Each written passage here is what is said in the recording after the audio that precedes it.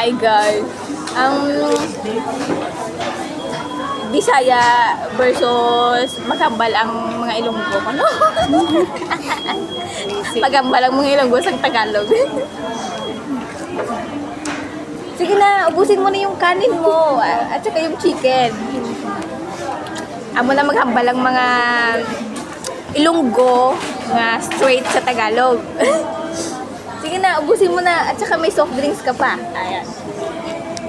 Pero maghambal gani ang mga Bisaya, mga Bacolod or Cebu, ano? May tono.